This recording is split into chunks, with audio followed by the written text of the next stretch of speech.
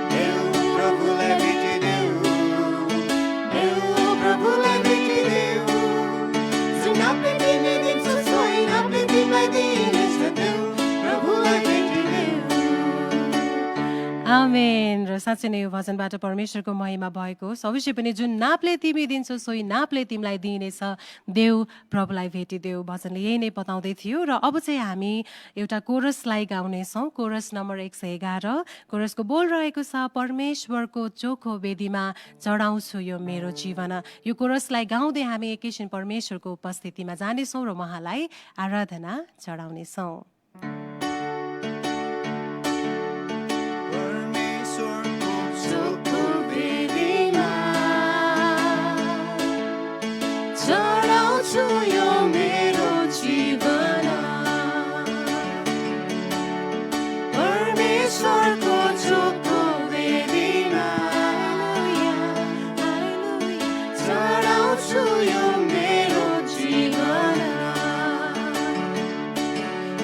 सारा हृदयले मेरो सारा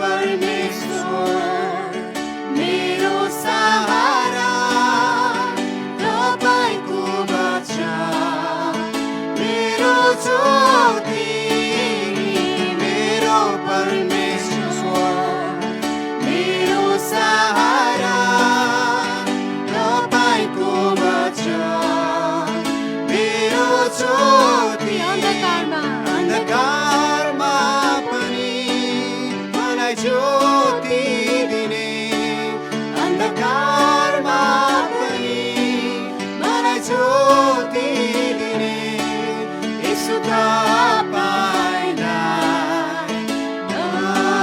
नहिनाहोस् यसो तपाईलाई नहिनाहोस् परमेश्वरको चोखो वेदीमा चढाउँछु यो मेरो जीवन परमेश्वरको चोखो वेदीमा चढाउँछु यो मेरो जीवन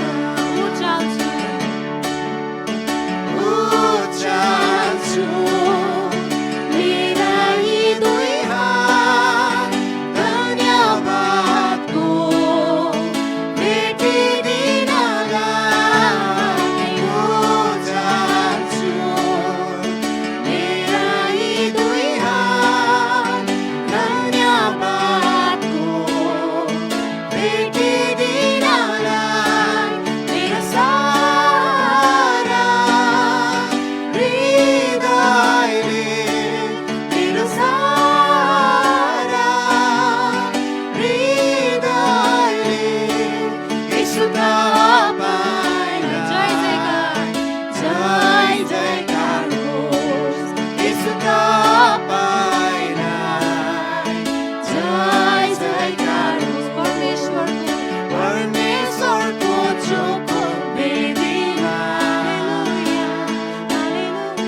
चढाउँछु यो मेरो जीवन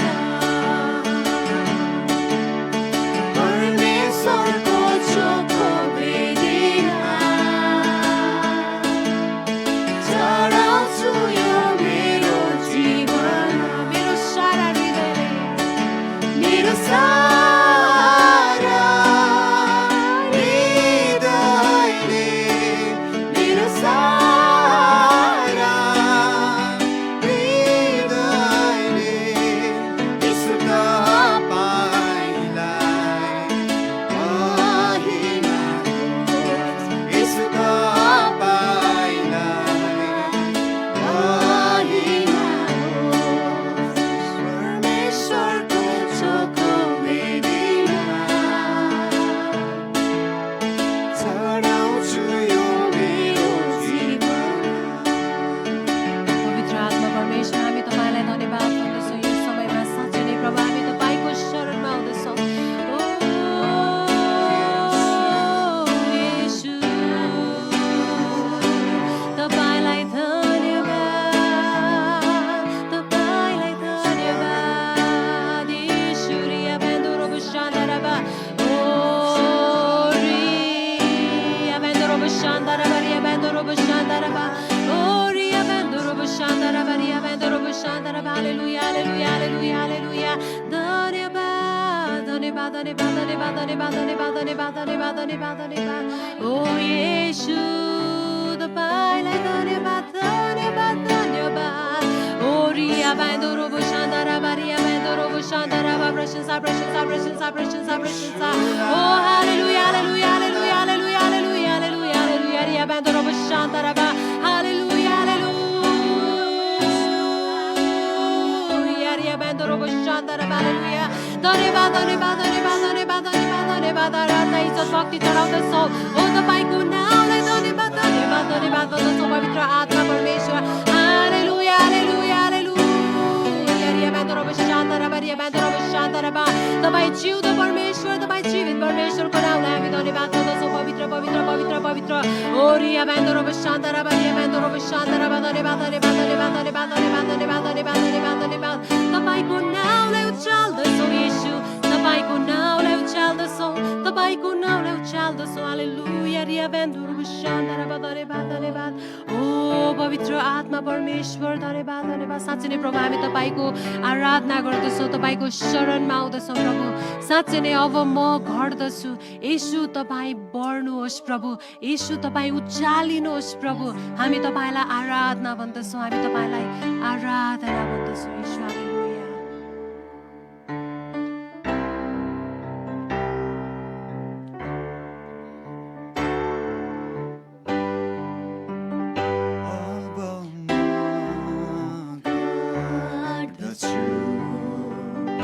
예수 तपाईँ बढ्नुहोस् मेरो शिर झुकाउँदछु येशू तपाईँ उचालिनुहोस् अब म गर्दछु येशू तपाईँ बढ्नुहोस् मेरो शिर झुकाउँदछु येशू तपाईँ उचालिनुहोस् दिन त केही छैन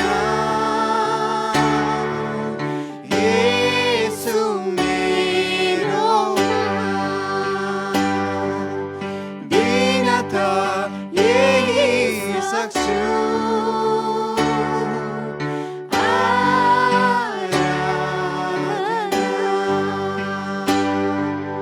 दिन त केही छैन येशू मेरोमा दिन त यही सक्छु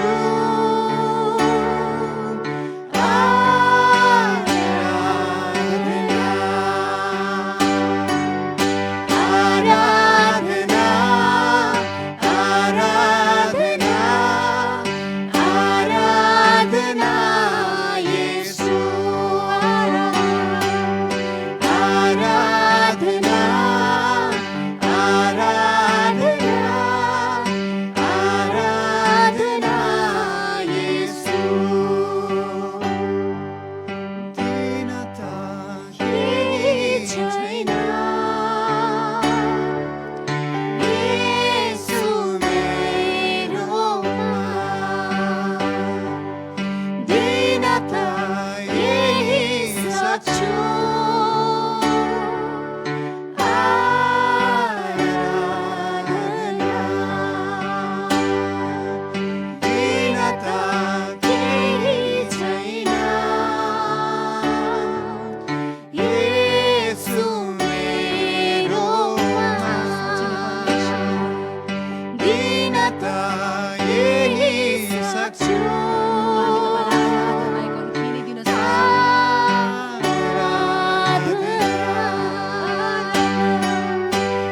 आराधना आराधना आराधना येशू आराधना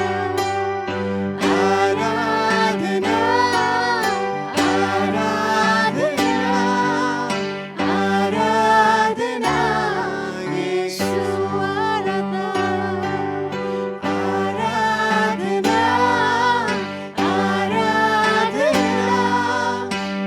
आराधना येशू हामी तपाईलाई आराधना चढाउँदछौँ पवित्र आत्मा परमेश्वर हामी तपाईलाई आराधना भन्दछौँ आराधना आराधना आराधना धन्यवाद धन्यवाद धन्यवाद धन्यवाद धन्यवाद धन्यवाद प्रशंसा प्रशंसा प्रशंसा प्रशंसा प्रशंसा प्रशंसा ओ रिया बेन्दुरु शान्दरबरिया बेन्दुरु शान्दरबरिया बेन्दुरु शान्दरबरिया बेन्दुरु हालेलुया हालेलुया हालेलुया हालेलुया हालेलुया हालेलुया हालेलुया हालेलुया ओ आराधना आराधना आराधना आराधना आराधना आराधना आराधना हालेलुया हालेलुया हालेलुया हालेलुया ओ रिया बेन्दुरु शान्दरबरिया बेन्दुरु शान्दरबरिया बेन्दुरु शान्दरबा हालेलुया हालेलुया हालेलुया हालेलुया हालेलुया हालेलुया हालेलुया हालेलुया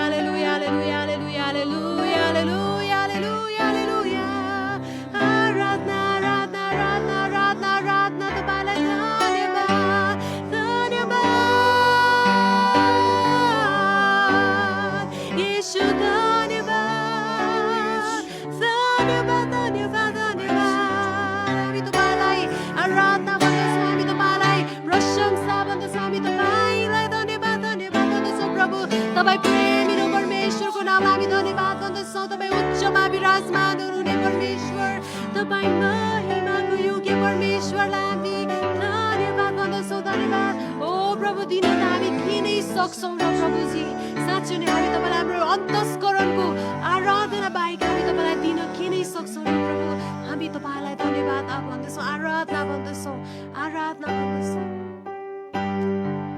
दिन त किनै सक्छौँ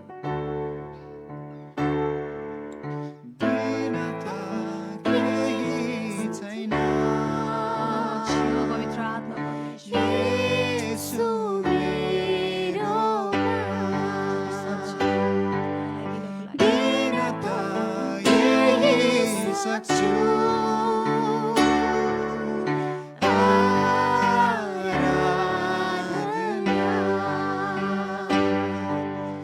दिन त केही छैन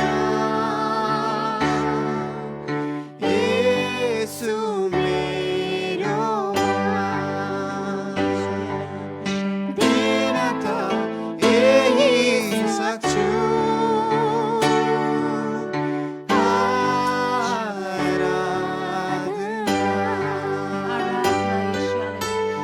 आराधना आराधना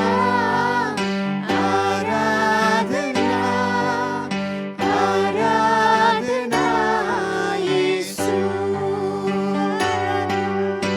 आराधना आराधना आराधना येशू आराधना आराधना आराधना येशू ओरिया बेन्दोरो बिशान्दारा बारिया बेन्दोरो बिशान्दारा धन्यवाद धन्यवाद धन्यवाद धन्यवाद धन्यवाद धन्यवाद ओ हामी तपाईँलाई के नै दिन सक्छौँ र पवित्र आत्मा परमेश्वर हामी तपाईँलाई हाम्रो हृदयको भेटी हामी तपाईँलाई चढाउँदछौँ प्रभु हामी तपाईँलाई आराधना भन्दछौँ आराधना भन्दछौँ तपाईँको प्रेमको लागि हामी तपाईँलाई धन्यवाद भन्दछौँ तपाईँको एकलौटे पुत्र येशू ख्रीष्टको लागि हामी तपाईँलाई धन्यवाद भन्दछौँ धन्यवाद तपाईँको अनुग्रह कृपाको लागि धन्यवाद धन्यवाद येशू हामी तपाईँलाई स्तुति प्रशंसा अनि जय जयकार भन्दछौँ तपाईँ साँच्चै नै यसको योग्यको परमेश्वर हुनुहुन्छ पवित्र आत्मा हामी तपाईँलाई धन्यवाद भन्दछौँ साँच्चै नै पर्वतहरू हल्लाए तापनि डाँडाहरू हटाइए तापनि तेरो निम्ति मेरो प्रेम कहिल्यै पनि हटाइने छैन भनेर तपाईँ परमेश्वरले आफ्नो प्रतिज्ञा अनि आफ्नो वचन हाम्रो माझमा तपाईँले दिनुभएको छ प्रभु तपाईँको प्रेमको लागि हामी तपाईँलाई धन्यवाद भन्दछौँ तपाईँको अनुग्रह कृपाको लागि हामी तपाईँ परमेश्वरलाई धन्यवाद भन्दछौँ येशू धन्यवाद येशू धन्यवाद धन्यवाद तपाईँ परमेश्वरलाई धन्यवाद येशू धन्यवाद धन्यवाद धन्यवाद ओ रिया भ्यान्दोरो शान्दारा बा रिया भ्यान्दोरो शान्दारा बा हामी साँच्चै नै प्रभु तपाईँलाई धन्यवाद भन्दछौँ धन्यवाद चढाउँ हृदयदेखि धन्यवाद पवित्र परमेश्वरलाई धन्यवाद उहाँले जो दिनुभयो येशू ख्रीष्ट आफ्नो पुत्र धन्यवाद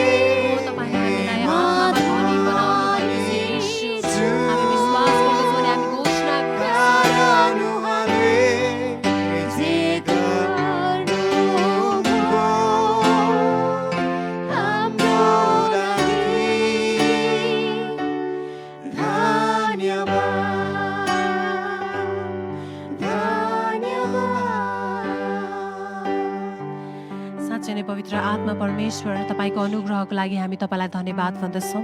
तपाईँले आफ्नो एक्लौटे पुत्र येशू ख्रीष्ट हाम्रो लागि दिनुभएको निम्ति हामी तपाईँलाई धन्यवाद भन्दछौँ। धन्यवाद तपाईँले हामीलाई बलियो बनाउनु भएको निम्ति, आत्मामा हामीलाई धनी बनाउनु भएको निम्ति, हामीलाई सामर्थी बनाउनु भएको निम्ति। प्रभु, हामी तपाईँलाई धन्यवाद भन्दछौँ।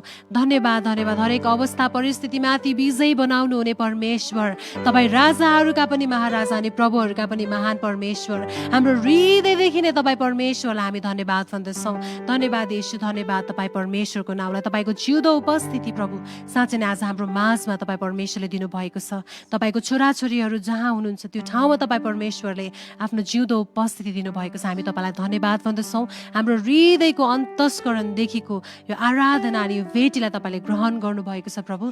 हामी तपाईँलाई धन्यवाद भन्दछौँ। धन्यवाद धन्यवाद धन्यवाद धन्यवाद तपाईँ परमेश्वरको नाउँलाई। तपाईँ हाम्रो माझमा आउनुभएको निम्ति हामी तपाईँलाई धन्यवाद भन्दछौँ। र प्रभु, अब हामी वचन सुन्छौँ, वचनको भागलाई तपाईँको हातमा राख्दछौँ र तपाईँको छोरालाई शिरदेखि पैतालासम्म उहाँलाई हामी पवित्र आत्माको अभिषेक भन्दछौँ र येशूको आलो रगतले बाँध्दछौँ।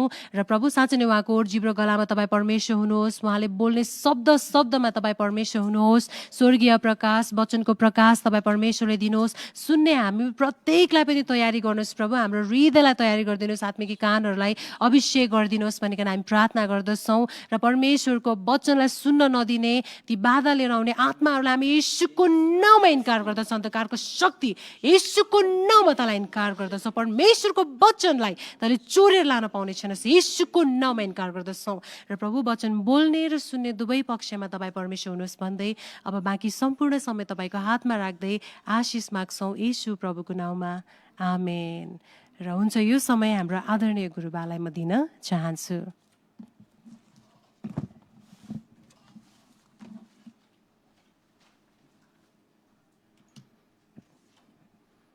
जय मसीह। गेत्सेमनी एयरपोर्ट चर्च परिवार साथै हामीसँग अनलाइन सेवामा सँगै सङ्गति गरिराख्नु भएको आदरणीय दर्शकवृन्द, आज हामी यो साप्ताहिक अनलाइन कार्यक्रममा छौँ र आजको प्रभुभोज सम्बन्धी चाहिँ हाम्रो गेत्सेमनी एयरपोर्ट चर्च परिवारलाई यो सूचना दिन पर्यो कि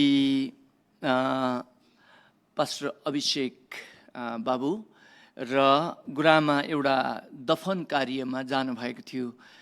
यो एउटा हाम्रै मण्डलीको एकजना छोरी बित्नु भएको थियो र त्यो दफन कार्यबाट आएपछि उहाँहरूलाई अलिक अस्वस्थ भयो र उहाँहरूलाई यो बोर्डर लाइनमा कोरोना देखिएको छ। त्यसले गर्दाखेरि हामी आज प्रभुभोज सर्भ यहाँबाट गरे पनि हामी तपाईँहरूलाई यहाँ आएर प्रभुभोज लिनुहोस् भनेर चाहिँ भन्दैनौँ कि समयको लागि हामी तपाईँहरू आफ्नै ठाउँबाट अर्थात् आजको हप्तामा चाहिँ तपाईँले आफ्नै अगाडि अहिले रोटी साथै दाग रस जे तयार छ तपाईँले तयार गरेर राख्नुहोस्।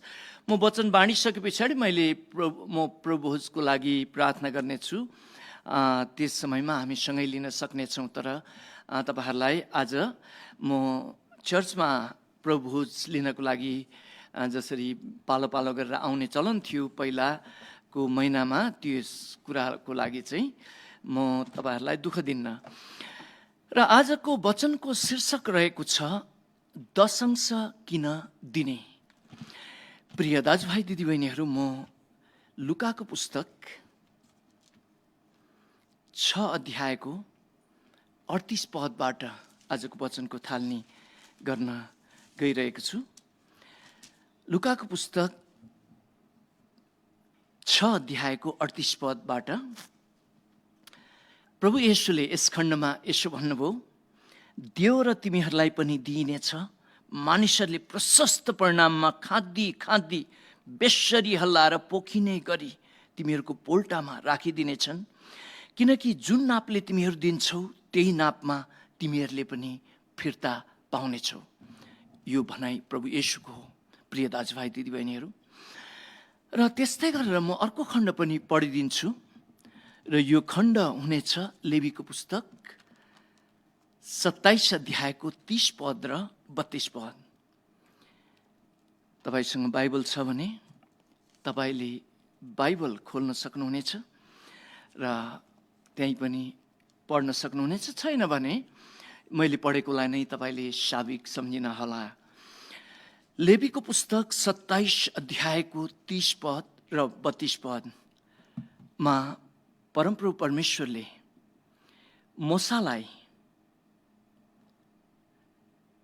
सिनाई पर्वतमा यस प्रकारले दशंश भेटी सम्बन्धी आदेश दिनुभयो।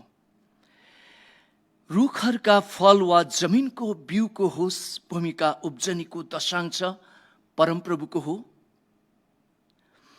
र ती परमप्रभुको निम्ति पवित्र हुन्। 32 पद, गन्ती गर्ने लौरो मुनि छिरेर जाने पशुमा गाई बस्तु वा भेडा बाख्रा जे होस्, दशांश चाहिँ परमप्रभुको निम्ति पवित्र हुनेछ भने चाहिँ यस खण्डमा परमेश्वरको वचनमा हामीले परमेश्वरको सिद्धान्त यहाँ सिक्दछौँ।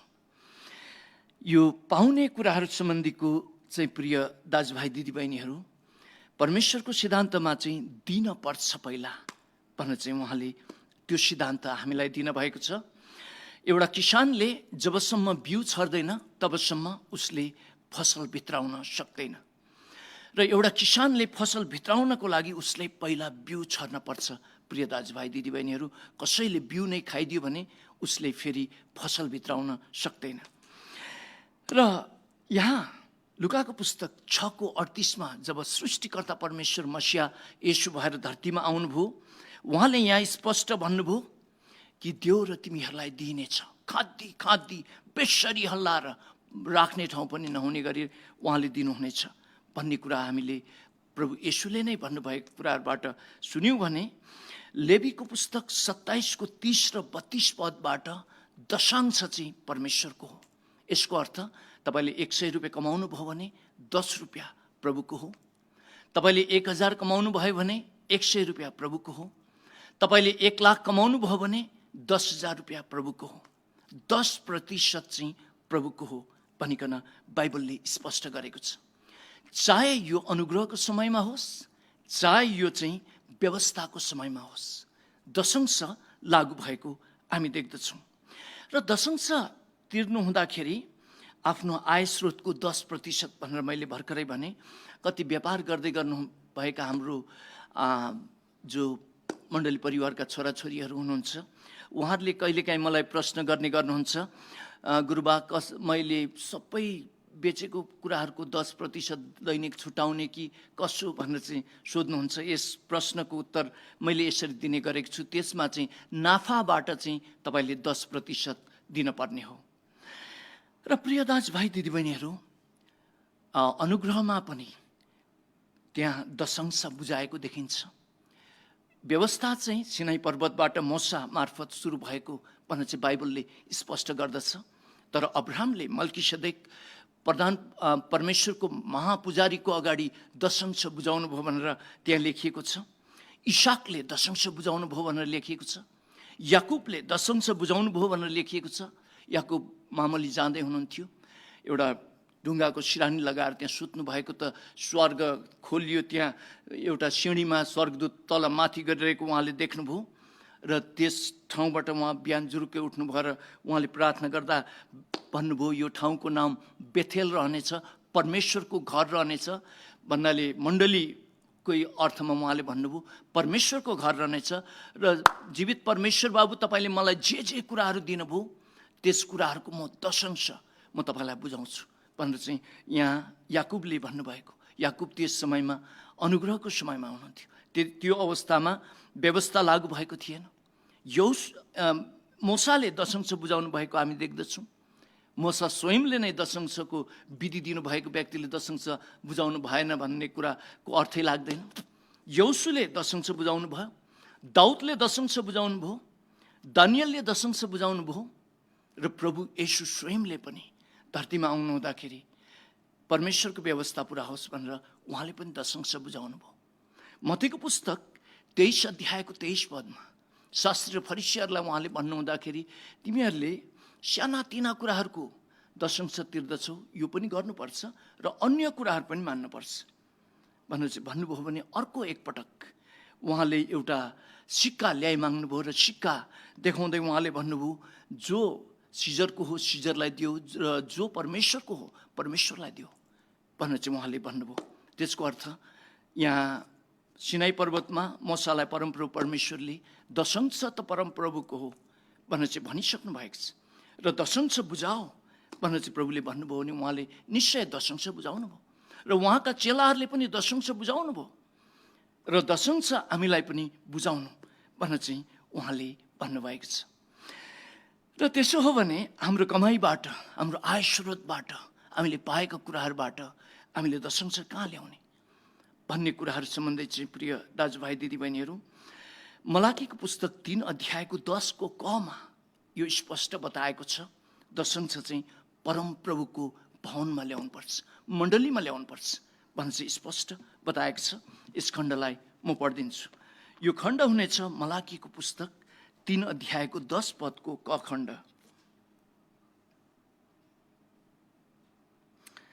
सम्पूर्ण दशांश ढिकुटीमा ल्याओ ताकि मेरो घरमा भोजन रहोस् भनेर चाहिँ यस खण्डमा परमेश्वरको वचनले हामीलाई स्पष्ट गरेको छ। र दशांश चाहिँ मण्डलीमा नै ल्याउनु पर्दछ। तपाईँ जुन मण्डलीको सदस्य हुनुहुन्छ त्यही मण्डलीमा तपाईँको दशांश जान पर्दछ। र कति मानिसहरूले कति विश्वासीहरूले जान अजानमा उहाँहरूले दशांश कसैलाई सहायताको लागि दिइदिने, उहाँहरूले दशांश प्रचार प्रसारमा आफू हिँड्दाखेरि खर्च गर्ने, यी असलै काममा खर्च गरेको हुँदछन्। तर त्यो प्रकारले पनि गर्न मिल्दैन प्रियहरू। दशांश चाहिँ तपाईँ जुन मण्डलीको सदस्य हुनुहुन्छ त्यही मण्डलीमा तपाईँले पठाउनै पर्छ। जुन मण्डलीले तपाईँलाई जो वचनको खुराकी खुवाएर तपाईँलाई बढाइरहेको अवस्था छ त्यही मण्डलीमा तपाईँले दशांश पठाएको हुनुपर्दछ। र दशांश किन दिने भन्ने हाम्रो मनमा प्रश्न उठ्दछ र बाइबलले के भन्छ किन हामीले दशांश दिने भन्दाखेरि पहिलो कुरा त मैले उत्तर बताइसकेको छु। दशांश परमेश्वरले दिनु भन्नुभयो। दशांश चाहिँ मेरो हो, दशांश चाहिँ बिउ हो, तिमीहरूको आम्दानीको स्रोतको बिउ हो भनेर चाहिँ भन्नुभएको कारणले गर्दाखेरि हामीले दशांश दिन पर्दछ। भने अर्को कुरा चाहिँ मलाकीको पुस्तककै हामीले 3 अध्यायको 10 पदको ख खण्ड पढिएको खण्डमा हामीले दशांश तिरिएको खण्डमा हामीलाई प्रभुले धरतीमा बस्दाखेरि प्रशस्त मात्रामा खाना लाउन बस्नको लागि कहिले पनि पैसा रुपियाँहरूको यानि आम्दानीको स्रोतको घटी कमी उहाँले गर्नुहुने छैन भनिकन बाइबलमा यो स्पष्ट लेखिएको छ। र मलाकीको पुस्तकको 3 अध्यायको ख खण्ड म यहाँ तपाईँलाई पढेर सुनाउँदछु। यहाँ यसरी लेखिएको छ, ताकि मेरो घरमा भोजन रहोस्, यसमा मलाई जाँचेर हेर। सर्वशक्तिमान परमप्रभु भन्नुहुन्छ, म स्वर्गका ढोकाहरू उगारेर पर्याप्त ठाउँ पनि नहुने सम्मको आशिष तिमीहरूलाई वर्षाउँछु वा वर्षाउँदिन, सर्वशक्तिमान परमप्रभु भन्नुहुन्छ भनिकन यस खण्डमा लेखिएको छ। प्रिय दाजुभाइ दिदीबहिनीहरू, र यहाँ अघि मैले पढ्दै गरेको खण्डमा तपाईँले स्पष्ट देखिसक्नु भएको छ कि दशांश तपाईँले प्रभुमा सत्य रूपमा बुझाउनु भएको खण्डमा तपाईँलाई राख्ने ठाउँ पनि नहुने गरिकन प्रभुले दिनुहुन्छ भनिकन यस खण्डमा स्पष्ट बताइएको छ। र मेरो प्रभुसँगको हिँडाइमा धेरै समयसम्म मैले दशांश बुझाइनँ र दशांश नबुझाएको समयमा मलाई अभाव पछि अभाव अभाव पछि अभाव पर्दै गयो र म दशांश सम्बन्धी अहिले एकदम जागरुक छु र हाम्रो मण्डली पनि दशांश सम्बन्धी एकदम विश्वासयोग्य हुनुहुन्छ। हाम्रो मण्डलीमा त दशांश बुझाउँदाखेरि हामीले नाम पनि नलेखी दशांश दिन्छौँ। भेटी गर्नुहुने त धेरैजना हुनुहुन्छ, त्यहाँ हरेक महिनाको आय व्ययको ऊहरू रहन्छ, तर दशांश दिने व्यक्तिले प्रभुलाई नै दिउन् भन्ने हिसाबमा हामीले नाम पनि लेख्न दिँदैनौँ। तर दशांशमा हाम्रो मण्डली त एकदमै विश्वासयोग्य छ। अझ मैले एकजना बहिनीको नाम लिन उचित जस्तो लाग्छ। लक्ष्मी श्रेष्ठ भनेर एकजना बहिनी हुनुहुन्छ, उहाँलाई पनि मलाई जस्तो नै पहिला दशांश नबुझाउँदाखेरि आपत्ति विपत्ति परेछ। उहाँ त आफ्नो परिवारका सदस्यहरूलाई उहाँले गाली गरेकै गर्नुहुन्छ कि तिमीहरूले दशांश छुटाए कि छुटाएनौ भने चाहिँ गाली गरेको गर्नुहुन्छ। उहाँसँगैको अरू विश्वासी साथीहरूलाई पनि तिमीहरूले दशंश बुझाए कि बुझाएन भने चाहिँ उहाँले त्यस प्रकारले सम्झाइराख्नुहुन्छ। र प्रिय दाजुभाइ दिदीबहिनीहरू, यहाँ परमेश्वरको वचनमा मलाकीको पुस्तक 3 अध्यायको 10 पदको ख खण्डमा चाहिँ परमेश्वरले राख्ने ठाउँ पनि नहुने गरेर चाहिँ उहाँले प्रशस्त रूपमा दिन्छु भनेर चाहिँ त्यो प्रतिज्ञा गर्नुभएको छ भने, अर्को कुरा मलाई जाँचेर हेर भनेर चाहिँ परमेश्वरले भन्नुभएको बाइबलमा एउटै खण्डमा मात्र देखिन्छ। मलाई जाँचेर हेर, म स्वर्गको झ्याल ढोका पनि उगारेर तिमीहरूलाई राख्ने ठाउँ नहुने गरेर दिन्छु कि दिन्न भनेर चाहिँ उहाँले त्यहाँ भन्नुभएको छ। र हामीले दशंश दिएको खण्डमा हामीलाई उहाँले प्रशस्त रूपमा दिनुहुन्छ। र जब जुन समयदेखि म दशंश भेटीमा म सत्य भएँ, त्यो समयदेखि मलाई अभाव छैन। म खुल्ला एकदमै प्रभुमा छाती फुकाएर यी कुराहरू भन्न सक्दछु। र प्रिय दाजुभाइ दिदीबहिनीहरू, त्यस्तै गरेर अर्को कुरा चाहिँ मलाकीको पुस्तक 3 अध्यायको 11 पदमा यदि हामीले दशंश बुझाएको खण्डमा परमेश्वरले, प्रभु येशूले तपाईँको धन सम्पत्तिको सुरक्षा पनि गरिदिनुहुन्छ भनेर चाहिँ त्यहाँ स्पष्ट छ। म यो खण्डलाई पनि पढिदिन्छु। म तिमीहरूको अन्नबाली सुहाग पार्ने रोग निको पारिदिनेछु र तिमीहरूको बारीमा भएका दागका बोटका फलहरू झर्ने छैनन्, सर्वशक्तिमान परमप्रभु भन्नुहुन्छ। र यहाँ यदि हामीले दशंशमा सत्य भएर दशंश बुझाइरहेको खण्डमा हाम्रो धन सम्पत्तिको पनि उहाँले सुरक्षा गरिदिन्छु भनेर चाहिँ उहाँले स्पष्ट भन्नुभएको छ। र जुन समयमा म दशंशमा सत्य थिइनँ, मैले कमाएको पैसा त बालुवामा हालेको पानी जस्तै हुन्थ्यो। कहाँ जान्थ्यो मलाई पुग्दैन थियो, त्यो प्रकारको अवस्था हुन्थ्यो। त्यसले गर्दाखेरि सरसम्पत्ति भन्ने कुरा पनि एउटा आत्मिकी कुरासँग सम्बन्धित भएको मैले महसुस गरेँ। र त्यो समयदेखि म दशंश भेटी सम्बन्धी चाहिँ एकदमै डर राखेर, परमेश्वरको अगाडि डर राखेर काम गर्ने व्यक्तिको रूपमा प्रस्तुत भएँ। र मलाई प्रभुले कहिल्यै घटी कमी पनि हुन दिनु भएन। र मलाई मात्रै होइन, मेरो परिवारलाई मात्रै होइन, मण्डली परिवारमा पनि अहिले यो लकडाउनको समयमा, यानि यो महामारीको समयमा पनि मैले यो महसुस गरेँ।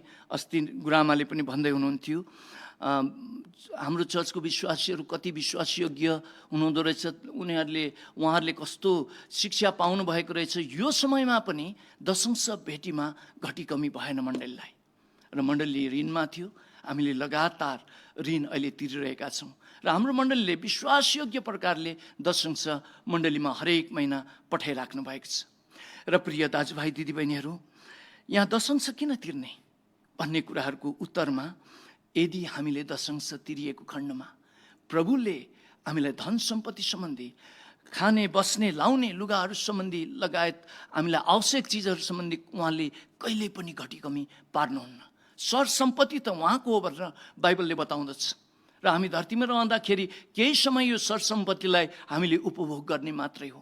र कति मानिसहरू उहाँहरू भुलमा पर्नु भएको छ, उहाँहरूको सरसम्पत्ति उहाँकै हो भन्ने उहाँहरूले सम्झिनु भएको छ, तर वास्तवमा होइन। एउटा मान्छे मरेर जाँदाखेरि उसले एउटा थरो लुगा पनि बोकेर यानि सँगै लिएर जान सक्दैन। प्रिय दाजुभाइ दिदीबहिनीहरू, र जो प्रभुले दिनुभयो, आँखा देख्ने बनाइदिनु भएर हामीले काम गर्न सक्यौँ, शरीरमा उहाँले स्वास्थ्य राखिदिनु भयो, बल तागत दिनु भएर हामीले काम गर्न सक्यौँ, र उहाँले नै दिनु भएर हामीले कमाएका छौँ। र उहाँलाई हामीले इज्जत गरेर एउटा बिउ स्वरूप नै दशंश भेटीबाट उहाँलाई इज्जत गऱ्यौँ, पहिलो फलबाट इज्जत गऱ्यौँ भने हितोपदेशको पुस्तक र भजन सङ्ग्रहको पुस्तकले यो स्पष्ट गरेको छ कि तपाईँलाई प्रभुले कहिल्यै पनि घटी कमी राख्नुहुने छैन। प्रियहरू, र दशंश किन बुझाउने भन्ने कुराहरूमा, दशंश बुझाउँदा तपाईँको आशिषै आशिष छ जीवनमा। जो म छाती खोलेर म गवाइदिन सक्ने व्यक्ति हुँ यस सम्बन्धी कि मलाई प्रभुले दशंश तिर्न थाले पछाडि उहाँले प्रशस्ततामा ल्याउनु भयो। प्रिय दाजुभाइ दिदीबहिनीहरू, र दशंश नबुझाएको खण्डमा श्रापको महसुस पनि मैले गरेको छु। जुन कुरा चाहिँ मलाकीको पुस्तक 3 अध्यायको 9 पदमा यो स्पष्ट छ।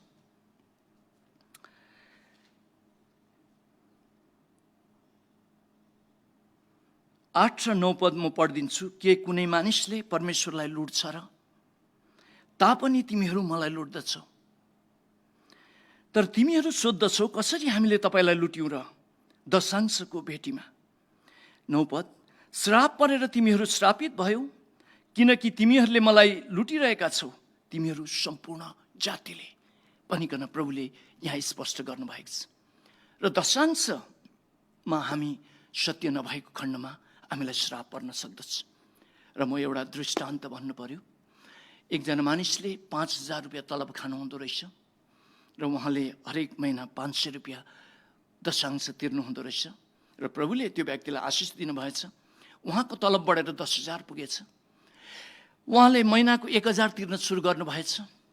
लगातार तिर्दै जानुभयो। उहाँलाई प्रभुले आशिष दिनुभयो। उहाँको तलब बढेर 15,000 पुग्यो। उहाँले 1,500 दशांश हरेक महिना तिर्न सुरु गर्नुभयो। उहाँलाई आशिष भयो। उहाँको तलब बढेर 20,000 पुगेछ। र उहाँले फेरि 2,000 दशांश तिर्न सुरु गर्नुभएछ। अनि फेरि उहाँलाई आशिष भएछ। उहाँको तलब बढेर 30,000 पुगेछ। र उहाँले महिनाको 3,000 दशांश तिर्न सुरु गर्नुभएछ। र फेरि प्रभुले उहाँलाई आशिष दिनु भएर 40,000 उहाँको तलब पुगेछ। उहाँले 4,000 दशांश तिर्नु भएछ। त्यसपछि फेरि प्रभुले आशिष दिनुभएछ उहाँको दशांश भेटीको विश्वास योग्यतामा। र उहाँको तलब बढेर 50,000 पुगेछ। र 50,000 पुगे पछाडि त उहाँले यसो हेर्नुभएछ, महिनाको चर्चलाई 5,000 तिर्ने, यो चाहिँ म चाहिँ सक्दिनँ है, यो चाहिँ सक्दिनँ, यो यति, म चाहिँ 4,000 मात्रै तिर्छु भनेर चाहिँ उहाँले आएर चाहिँ 4,000 मात्रै दशांश तिर्नु भएछ त्यो महिनामा। अनि बिस्तारै उहाँको हाकिमसँग उहाँको खिचातानी हुन सुरु गरेछ र उहाँको तलब घटाइदिएर 40,000मा पुर्याइदिनु भएछ। अनि ला मेरो त 50,000बाट 40,000मा घट्यो भनेर चाहिँ उहाँले त 3,000 मात्रै तिर्छु भन्नुभएछ। त्यहाँबाट उहाँको फेरि तलब घटेर 30,000मा आएछ अर्को महिनामा। त्यस पछाडि ला मेरो त 30,000 मात्रै तलब भयो भनेर चाहिँ फेरि त्यो भएछ।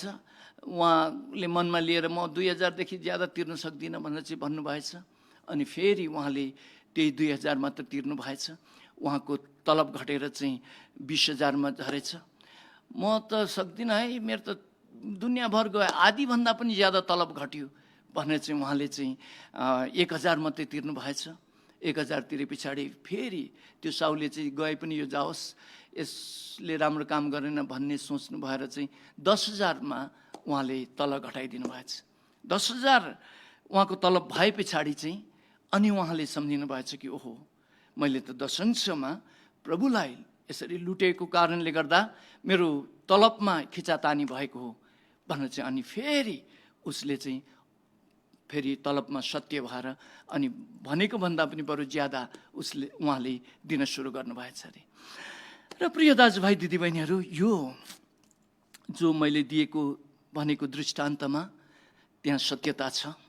अघि लुकाको पुस्तक 6 अध्यायको 38 पदमा मैले पढ्दै गर्दाखेरि मैले तपाईँहरूलाई भनिरहेको थिएँ, जुन नापले तिमीहरू दिन्छौ त्यही नापले तिमीहरूले पाउनेछौ भनेर चाहिँ अघि हामीले प्रभु येशूले भन्नुभएको वचनबाट यो वचन सुनिरहेका थियौँ। र अघि हाम्रो कोयर झुन्डले गाउँदै गर्दाखेरि पनि यही भजन उहाँहरूले गाइराख्नु भएको थियो। र हामीले जुन नापले प्रभुलाई दियौँ त्यही नापले हामी पाउन सुरु गर्दछौँ। र हामीले दशांश भेटिदिँदाखेरि दोस्रो कोरिन्थीको पुस्तक 9 अध्यायको 6 देखि 8 पदले भन्छ कि एकदम खुसी साथ दिनुपर्छ। खुसीसँग दिनेहरूलाई परमेश्वरले प्रेम गर्नुहुन्छ भनेर चाहिँ त्यहाँ लेखिएको छ। म दोस्रो कोरिन्थीको पुस्तक 9 अध्यायको 6 देखि 8 पदलाई पनि पढिदिन्छु।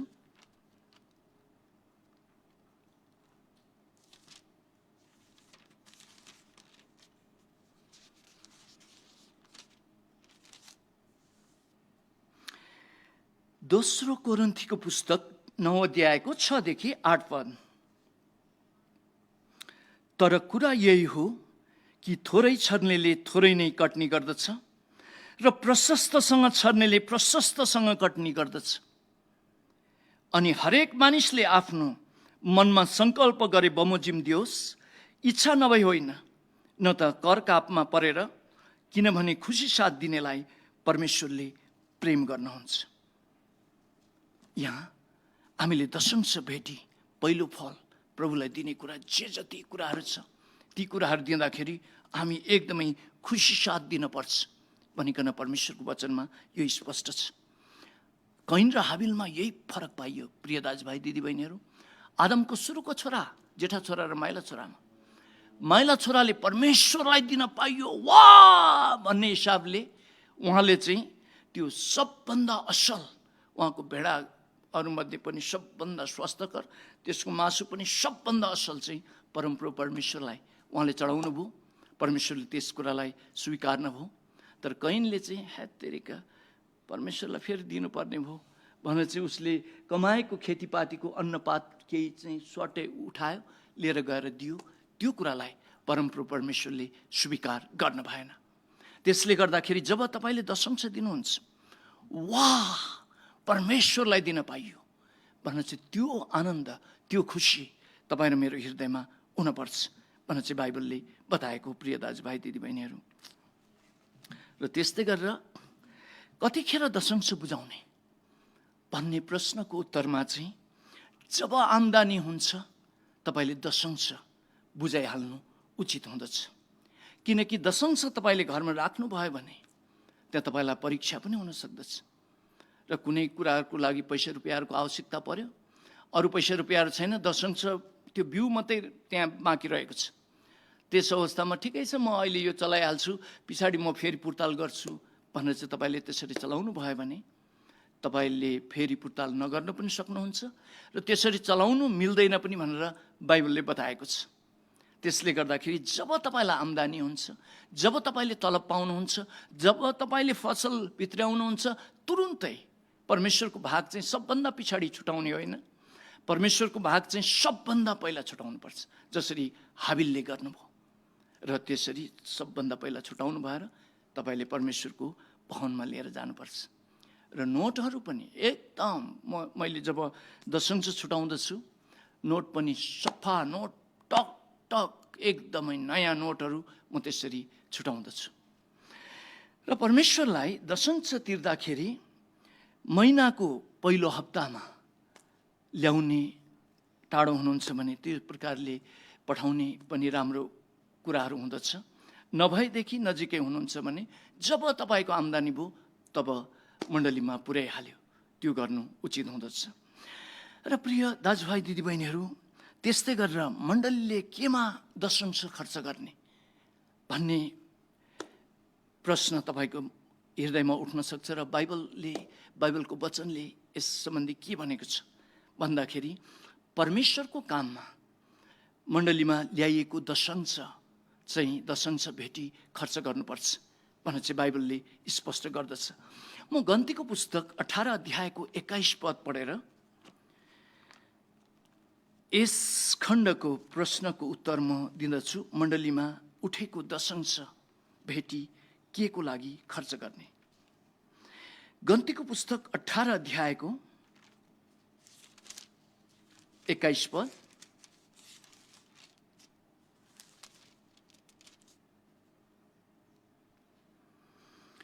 लेवीहरूलाई चाहिँ भेट हुने पालमा सेवा गर्नको निम्ति तिनीहरूको अंश स्वरूप मैले इजरायलीहरूका सबै दशांश दिएको छु भन्छ यस खण्डमा लेखिएको छ।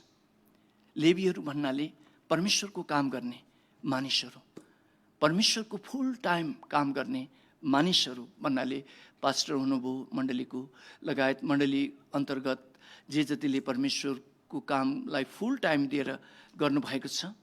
र लेवीहरूको लागि चाहिँ मैले यो दशंश दिएको छु भन्नाले परमेश्वरको कामको लागि यो दशंश चाहिँ उहाँले छुटाएको छु भन्नुभयो। म एकपल्ट फेरि पढिदिन्छु गन्तीको पुस्तक 18 अध्यायको 21 पद, लेवीहरूलाई चाहिँ भेट हुने पालमा सेवा गर्नको निम्ति तिनीहरूको अंश स्वरूप मैले इजरायलीहरूका सबै दशंश दिएको छु। इजरायलीहरू भन्नाले पुरानो करारको विश्वासीहरू हुन्। विश्वासीहरूले ल्याउने जो दशंश भेटी छ यो चाहिँ परमेश्वरको काम गर्ने मानिसहरूको लागि हुनेछ, यानि परमेश्वरको कामको लागि हुनेछ भनिकन यस खण्डमा स्पष्ट गरिएको छ। र प्रिय दाजुभाइ दिदीबहिनीहरू, परमेश्वरको राज्यमा उहाँको जो नियम छ, यो नियम चाहिँ हामीले छर्न पर्छ। जसरी एउटा किसानले जमिनमा बिउ नछरिकन फसल उसले भित्राउन सक्दैन, त्यस्तै यो दशंश चाहिँ जो छ हाम्रो आम्दानीको एउटा बिउ जस्तो हो भनेर चाहिँ यहाँ बताइएको हो। मेरो आमा बुवा किसान हुनुहुन्थ्यो। मैले हलो जोतेको छु, मैले घाँस काटेको छु, मैले आली लगाएको छु, मैले धान रोपेको छु, मैले पाटा गोडेको छु। पाटा भन्नाले कति तपाईँहरूलाई थाहा नहोला, यो बोरा बनाउने जो जुट निक्लिन्छ त्यसको बोट हुन्छ, करिब 7-8 फिट 9 फिटसम्मको हुन्छ। त्यसको बोक्राबाट चाहिँ जुट बनिन्छ, त्यो पाटाहरू पनि लगाउँथ्यौँ हामीले। पाटा गोडेको छु, तोरी खेती लगाएको छु र यो सब्जी खेतीहरू लगाएको छु र मैले किसान कामहरू धेरै गरेको छु। म हाई स्कुल पढ्दासम्म 5 बजी उठेर हलो 7 बजीसम्म जोत्थेँ, त्यहाँबाट नुहाएर अरू 7-8 किलोमिटर कुदेर चाहिँ म स्कुल जान्थेँ। हरेक दिनको कुराहरू र मैले किसान काम गरेको छु। मेरो बुवा आमाले कसरी किसानी पेसाहरू गर्नुभयो, कसरी खेतीपाती लगाउनुहुन्थ्यो भन्ने कुरा मलाई स्पष्ट थाहा छ। र जब फसलहरू चाहिँ आयो, फसल उहाँहरूले भित्राउनु भयो, सबभन्दा राम्रो राम्रो दानाहरू भएको कुरालाई चाहिँ उहाँहरूले छुट्याएर पहिला नै बिउ स्वरूप उहाँहरूले कुनामा धनसारमा राखिहाल्नुहुन्थ्यो।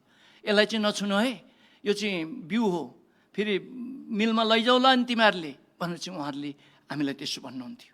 र अहिले यहाँ हाम्रो अहिलेको आम्दानी जो धरतीमा विभिन्न प्रकारले विभिन्न व्यवसायमा, पेसामा, व्यापार बन्दमा, यी कुराहरूमा, जागिरमा हामी जिरहेका छौँ र बेग्लै प्रकारले हाम्रो पेसागत रूपमा इन्कमहरू भइरहेको छ।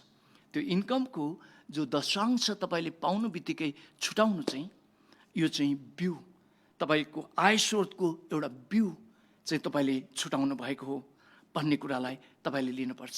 प्रिय दाजुभाइ दिदीबहिनीहरू, मैले एउटा कविता सङ्ग्रह गीताञ्जली जो 1913 भारतको रवीन्द्रनाथ टेगर कविले नोबेल प्राइज पाउनुभयो, उहाँले यो गीताञ्जली कविता सङ्ग्रह अङ्ग्रेजीमा 1910 लेख्नु भएको थियो, प्रकाशित गर्नुभएको थियो। तर 1913 संसारको सबभन्दा ठुलो प्राइज भारतको एक नागरिक रवीन्द्रनाथ टेगरले त्यस समयमा पाउनुभएको थियो। उहाँ कलकत्ता निवासी हुनुहुन्थ्यो र उहाँले लेख्न भएको जो कविता सङ्ग्रह छ, त्यो कविता सङ्ग्रहमा यो खण्डलाई चाहिँ उत्कृष्ट कविता सङ्ग्रहको भाग मानिन्छ र यो खण्ड चाहिँ बाइबलसँग मिल्न जाँदछ। र यो कविता सङ्ग्रहको यो खण्डको शीर्षक चाहिँ एक भिखारी र राजाहरूको महाराजा भन्ने छ र कविताकै लयमा उहाँले लेख्नु भएको छ।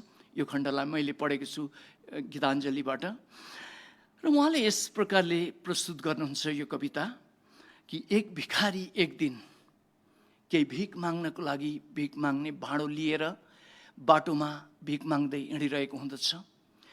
उसले अकस्मात उसको अगाडि राजाहरूको महाराजा सुनको बगीमा उहाँतर्फ नै आउँदै गर्नुभएको उहाँले देख्नुहुन्छ र जब उहाँले राजाहरूको महाराजाको सुनको बग्गी उहाँतर्फ आउँदै गरेको देख्नुहुन्छ, उहाँले सम्झिनुहुन्छ कि आज मेरो दिन दुखीको सबै खराब दिनको अन्त भएको छ, किनकि राजाहरूको महाराजा मतर्फ आउँदै हुनुहुन्छ। र भिखारी टक्क अडिन्छन् यो बाटोको किनारमा र भिख माग्ने भाँडो राजातिर पर्साएर चाहिँ उहाँ उभिराख्नुहुन्छ। राजाको सुनको रथ ठ्याक्कै रोकिन्छ महाराजाको, उहाँ सुनको रथबाट आफ्नो वैभवमा भिखारीतर्फ आउनुहुन्छ र भिखारीलाई केही भिखहरू हालिदिनुहुन्छ कि भनेको त भिखारीबाट पो उहाँले त भिख माग्नुहुन्छ, तिमीले पहिला मेरो हातमा केही चिज हालिदेऊ भनेर चाहिँ उहाँले माग्नुहुन्छ। भिखारीले सम्झिन्छन् कि यो चाहिँ महाराजाको एउटा ठुलो ठट्टा होला भनेर चाहिँ सम्झिन्छन्। तर राजा गम्भीर हुनुहुन्छ, महाराजा गम्भीर हुनुहुन्छ। भिखारीले भिख नदिन्जेलसम्म हात फैलाइ नै राख्नुहुन्छ र अन्तिममा भिखारीको केही लाग्दैन। उनले आफूले माग्ने भाँडाको सबभन्दा पिँधको सानो कनिका उनले टिपेर महाराजाको हातमा उनले त्यो भिख हालिदिन्छन् र महाराजाले उहाँलाई धन्यवाद दिएर उहाँ सुनको बगीमा चढेर गइहाल्नुहुन्छ। त्यसपछि भिखारीले आफ्नो दिनलाई, आफ्नो भाग्यलाई श्राप्दै सबैले भिखारीसँग नै ठट्टा गर्नुपर्ने, साधारण मानिसदेखि लिएर महाराजासम्मले भन्दै म दुखीलाई नै सबैले ठट्टामा बदल्नु पर्ने भन्दै उनी केही ठाउँहरूमा मागेर उनको बस्ने कुटीमा उनी जान्छन् र बस्ने कुटीमा बेलुकी जब उनले के कति भिख आज जम्मा भएछ भनेर चाहिँ खोलेर यसो हेर्दाखेरि त महाराजालाई दिएको सबभन्दा सानो कनिकाको टुक्रा त प्योर सुनमा, निखोर सुन, 24 क्यारेट सुनमा पो परिणत भएको उनले पाएछन्। र भिखारीले यो कुरामा पस्ताव गर्दै भनेछन्, मैले आज आशिष देखेँ तर मैले आशिष गुमाएँ। त्यो राजाको हातमा मैले सर्वस्व कुराहरू सुम्पिदिनु पर्ने थियो। उहाँ महाराजाले मेरो सबै कुराहरूलाई बदलिदिएर म आशिषमा परिणत हुने मैले त्यो आशिष देखेँ तर मैले गुमाएँ भनेर चाहिँ उहाँले त्यो प्रकारले भन्नुहुन्छ। र गीताञ्जलीको यस खण्डलाई पहिलो राजाको पुस्तक 17-18 अध्यायमा सारपातको विधवा भएकोमा एलिया अगमवक्ता पुग्नुहुन्छ। भिखारी भन्दा पनि भिखारीको अवस्थामा यहाँ परमप्रभु परमेश्वरले एलियालाई चाहिँ त्यो सारपातको विधवाबाट उनले पाउनुभन्दा अगाडि चाहिँ केही देऊ, तिमीसँग भएको एक मुठी पिठो र गरियोमा भएको अलिकति तेलबाट चाहिँ त्यो रोटी पोलेर चाहिँ पहिला मलाई देऊ परमेश्वरको नाममा भनेपछि परमेश्वरले महाराजाले तिनसँग भिख माग्दै गरेको त्यहाँ देखिन्छ। र त्यही प्रसङ्गमा चाहिँ यो कविता लेखेको जस्तो मलाई भानुहुन्छ प्रियहरू। त्यसले गर्दाखेरि जे होस्, यहाँ लुकाको पुस्तक 6:38ले भने जस्तो 38मा प्रभु येशूले भन्नुभए जस्तो नै देऊ र तिमीहरूलाई दिनेछ, खाद्दी खाद्दी बेसरी हल्लाएर राख्ने पनि ठाउँ नहुने गरेर उहाँले दिनुहुन्छ। तर उहाँको सिद्धान्तमा हामी जानैपर्छ। तपाईँले बिउ खाइदिनु भयो भने, तपाईँले दशंश खाइदिनु भयो भने तपाईँलाई जिउनको लागि, परिवार चलाउनको लागि, आफूलाई पनि आफ्नो जिन्दगी चलाउनको लागि तपाईँलाई गाह्रो हुन्छ। तर तपाईँले त्यो सम्पूर्ण कुराहरूमा परमेश्वरको सिद्धान्तमा त्यो बिउ चाहिँ इज्जत साथ प्रभुलाई सुम्पिदिनु भयो। हरेक महिना, हरेक हप्ता, जहिले जहिले तपाईँको आम्दानी भयो दशंश परमेश्वरको हो। जसरी लेवीको पुस्तक 27:30 र 32मा मैले स्पष्ट देखेको छु भनेर चाहिँ बुझाउनु भएको खण्डमा, प्रिय दाजुभाइ दिदीबहिनीहरू, पवित्र बाइबलमा परमेश्वर, सत्य परमेश्वरको यो वचन छ हामीलाई, कहिले पनि उहाँले हामीलाई घटी कमीमा राख्नुहुने छैन। र यति भन्दै आजको वचनलाई म यहीँ नै टुङ्गाउँदछु कि आजको वचन चाहिँ दशंश किन मण्डलीमा दिने भन्ने सम्बन्धी थियो र तपाईँहरूले दशंश किन दिनुपर्ने रहेछ भन्ने कुरालाई स्पष्ट बुझिसक्नु भएको होला। र आज प्रभु भोजको समय अर्थात् पहिलो हप्ता पनि हो र म प्रभु भोजको लागि प्रार्थना गर्नेछु र तपाईँहरू पनि जहाँ जहाँ हुनुहुन्छ रोटी र दाखरस लिएर तपाईँहरू तयार हुनुहुन्छ भने हामीसँग नै तपाईँले प्रभु भोज लिन सक्नुहुनेछ। र हामी एकसाथमै प्रार्थना गरेर लिनेछौँ। र प्रार्थनाको विषयहरूमा विशेष गरेर अभिषेक दाहाल बाबुको लागि, मीरा दाहाल गुरुआमाको लागि, टेक कुमारी तामाङ बहिनीको लागि, बिना गुरुङ बहिनीको लागि, कमला मगर दिदीको लागि र कुमारी श्रेष्ठ बहिनी सम्बन्धी चाहिँ अलिकति मैले क्षमा माग्नुपर्ने भयो।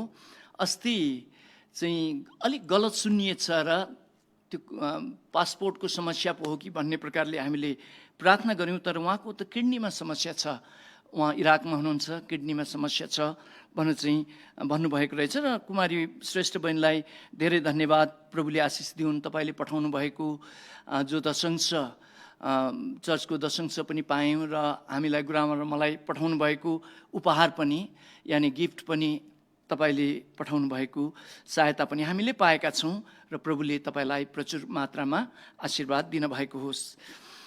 र त्यस्तै गरेर हस्पिटलमा कार्यरत जे जतिजना हाम्रा मण्डलीका छोरीहरू हुनुहुन्छ उहाँहरूलाई पनि तपाईँहरूले लगातार प्रार्थनामा उचालिराख्नुहोस्। अभिषेक बाबु र मेरा गुरुआमाको विषयमा त्यस्तो समस्या लिनुपर्ने कुरा छैन, नथिङ टु वरी।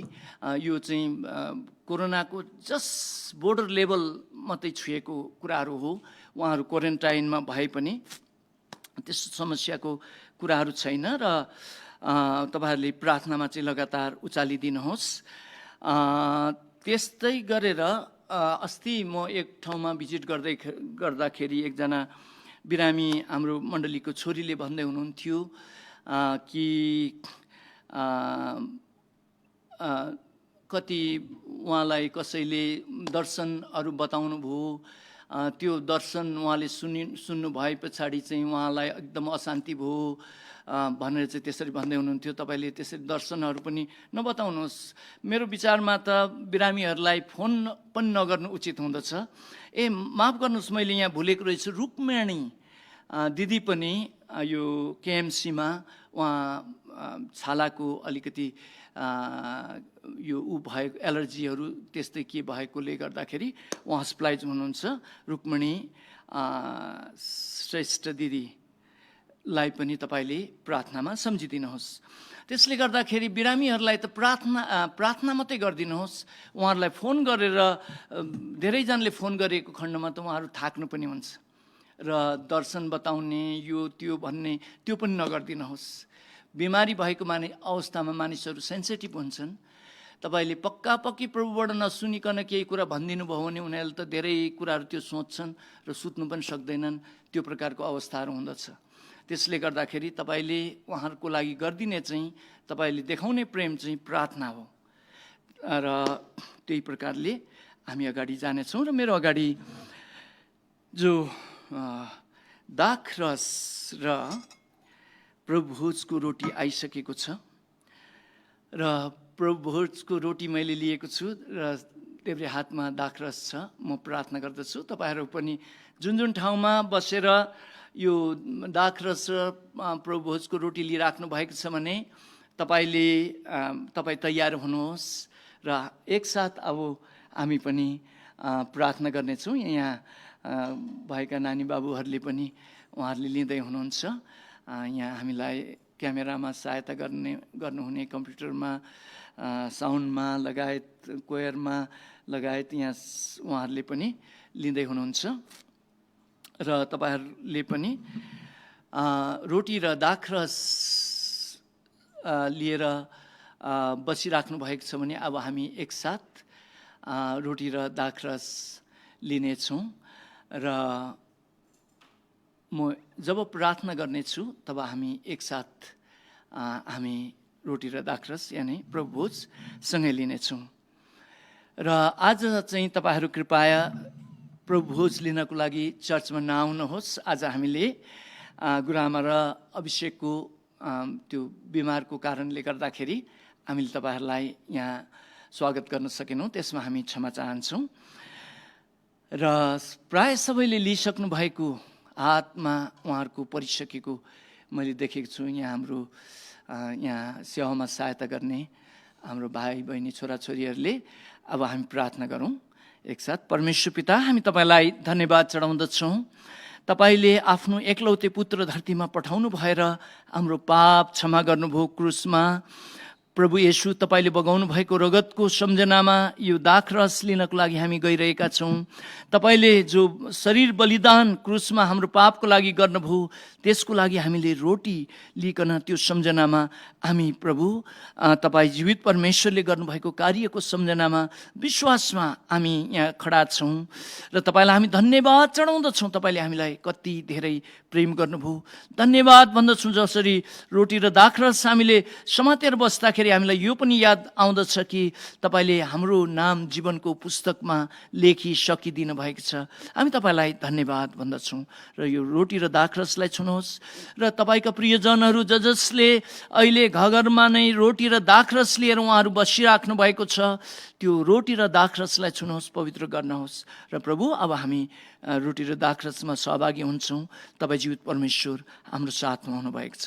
तपाईँलाई हामी धन्यवाद भन्छौँ येशू प्रभुको नाममा, आमेन। र रोटी लिनुभयो प्रभु येशूले र भन्नुभयो, यो मेरो नयाँ करारको शरीरको चिन्ह हो, मेरो सम्झनामा लिने गर। तपाईँले खानुहोस्।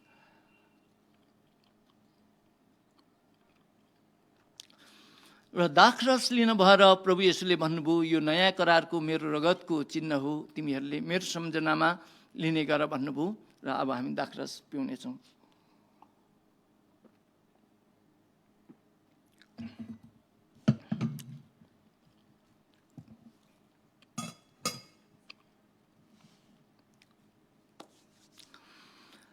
र आउनुहोस् हामी अब अन्तिम प्रार्थना गरेर यहाँबाट छुट्नेछौँ।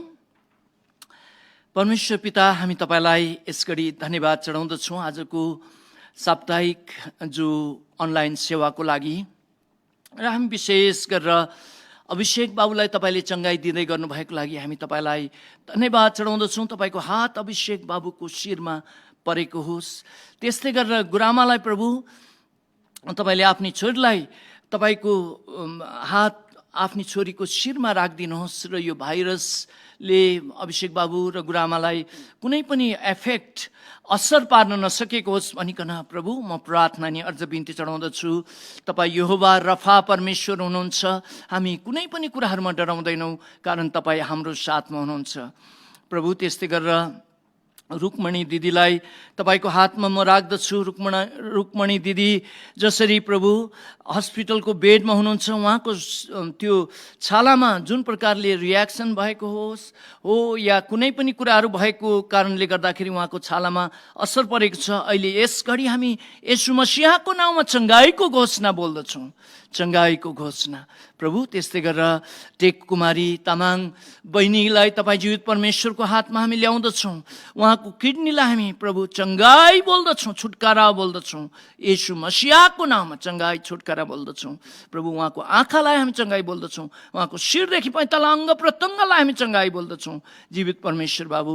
त्यस्तै गरेर प्रार्थना छ बिना गुरुङ बहिनीलाई प्रभु, जुन रोगसँग उहाँ लडिराख्नु भएको छ, तपाईँको चङ्गाईको हात बिना गुरुङ बहिनीको शिरदेखि पैताला अङ्ग प्रत्यङ्गमा परेको होस् भनिकन म प्रार्थना अनि अर्ज बिन्ती चढाउँदछु। र प्रभु उहाँको शरीरमा भएका सबै रोगका कीटाणुका आत्मालाई येशू नासरीको नाममा म हकार्दछु। अन्धकारको शक्ति लुसिफरको आत्मा तोड्न पाउने सक्ने छैनस् प्रभु। त्यस्तै गरेर कुमारी श्रेष्ठ बहिनी जो इराकमा हुनुहुन्छ जीवित परमेश्वर बाबु, उहाँलाई मृगौलामा समस्या छ, किडनीमा समस्या छ। हामी यहाँ नेपालबाट प्रार्थना गर्दैछौँ, तर तपाईँ इराकमा पनि हुनुहुन्छ। यसै घडी तपाईँले आफ्नो हात त्यो नानीको त्यो छोरीको किडनीमा राखिदिनुहोस् भनिकन प्रभु हामी प्रार्थना अनि अझ बिन्ती चढाउँदछौँ।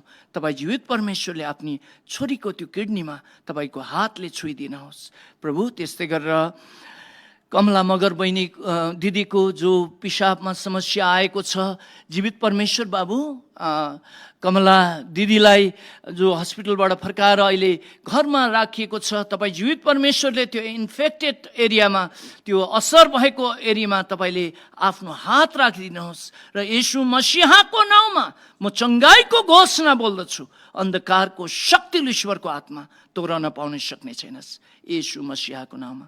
र प्रभु हाम्रो मण्डली परिवारको जे जतिजना विश्वासीहरू अस्पतालमा कार्यरत छन्, सेवा पुर्याइराखेका छन्, धेरै मानिसहरूलाई उहाँहरूले सेवा पुर्याइराख्नु भएको छ र अस्पतालमा अहिले विभिन्न प्रकारले प्रभु यो रोगको कीटाणुहरू भाइरसहरूले आक्रमण गरिरहेको अवस्थाहरू छ। हाम्रो प्रार्थना छ हाम्रा मण्डलीका छोरीहरू र छोराहरू कोही हुनुहुन्छ भने पनि उहाँहरूलाई तपाईँको आलो रगतले हामी ढाक्दछौँ। बलवान स्वर्गदूतको कडा सुरक्षा हामी बोल्दछौँ प्रभु। त्यस्तै गरेर प्रार्थना छ प्रभु बाबु, जसरी मण्डली परिवारको सदस्यहरू जहाँ जहाँ जुन जुन ठाउँमा बसिराख्नु भएको छ, तपाईँको आलो रगतको घेराभित्र बलवान स्वर्गदूतको कडा सुरक्षामा उहाँहरू बसेको ठाउँलाई प्रभु म तपाईँको रगतको घेराभित्र राख्दछु यस घडी। र विदेशमा पढ्न जानुभएको, काम गर्न जानुभएको मण्डली परिवारका छोराछोरीहरूलाई पनि प्रभु तपाईँको सुरक्षाको घेराभित्र म यस घडी राख्दछु र उहाँहरूलाई तपाईँको पूर्ण रूपमा सुरक्षा भएको होस् भनिकन प्रार्थना नि बिन्ती चढाउँदछु। जीवित परमेश्वर बाबु, त्यस्तै गरेर अनलाइनमा यो कार्यक्रम हेरिराख्नुभएका तपाईँका प्रियजनहरू, तपाईँका प्रिय छोराहरू छोरीहरू जे जतिजना हामीसँग सङ्गति अनलाइनमा गरिराख्नु भएको छ, उहाँहरूलाई पनि तपाईँको आलो रगतको घेराभित्र बलवान स्वर्गदूतको कडा सुरक्षामा म राख्दछु। प्रिय परमेश्वर बाबु, म मेरो छोरा सलोम बाबुलाई तपाईँको आलो रगतको घेराभित्र बलवान स्वर्गदूतको कडा सुरक्षामा तपाईँको रगतको घेराभित्र म बाँध्दछु। त्यस्तै गरेर छोरी रुथलाई तपाईँको आलो रगतको घेराभित्र बलवान स्वर्गदूतको कडा सुरक्षामा प्रभु म यस घडी बाँध्दछु। त्यस्तै गरेर बुहारी नोमा र नाति जो इमानुएललाई पनि प्रभु तपाईँको आलो रगतको घेराभित्र बलवान स्वर्गदूतको कडा सुरक्षामा म यस घडी बाँध्दछु। र प्रभु यो जो भाइरस को महामारीको अवस्थाहरू जसरी बढेर गइरहेको अवस्था छ, तपाईँले आफ्नो यो प्रियजनहरू सबैलाई सुरक्षा दिनुहोस्। ओ प्रभु, नेपालमा भएका मण्डली परिवारका सबै सदस्यहरूलाई तपाईँको सुरक्षा भएको होस्। विदेशमा रहेको ओ प्रभु तपाईँको समुदायका सदस्यहरूलाई सुरक्षा दिनुहोस्। साथै प्रभु हाम्रो नेपाली दाजुभाइ दिदीबहिनीहरू सबैलाई पनि प्रभु तपाईँको सुरक्षाको घेराभित्र यो भाइरसको आक्रमणबाट जोगाउनुहोस् भनिकन हामी प्रार्थना नि अर्ज बिन्ती गर्दछौँ र प्रार्थना गर्दछौँ। प्रभु, हुन सके प्रभु यो विश्वबाट अब यो भाइरसको समय सकिएको होस् र प्रभु यो औषधि बनिन पर्दछ, यानि यो तपाईँले रोक्नुहुन्छ। यी जुन कार्यहरूबाट भए पनि तपाईँ जीवित परमेश्वरले ओ प्रभु अब मानव जगतलाई तपाईँ जीवित परमेश्वरको सुरक्षा भएको होस् भनिकन हामी प्रार्थना नि अर्ज बिन्ती चढाउँदछौँ। तपाईँलाई हामी धन्यवाद भन्दछौँ। जीवित परमेश्वर बाबु, हामी तपाईँको चरणमा आयौँ। आजको अनलाइन सेवा तपाईँले राम्रो दिनुभयो र अब हामी तपाईँ जीवित परमेश्वरको उपस्थितिबाट केही समय बिदा हुँदछौँ। जसरी अब प्रभु तपाईँलाई हामी धन्यवाद दिँदै परमेश्वर पिताको प्रेम, पवित्र आत्मा परमेश्वरको मिठो सङ्गति र ख्रीष्ट येशूको अनुग्रह आज अनि सदा सर्वदा हाम्रो साथमा रहिराख्नु भएको होस्। येशू प्रभुको नाममा आमेन। आमेन। जय मसीह।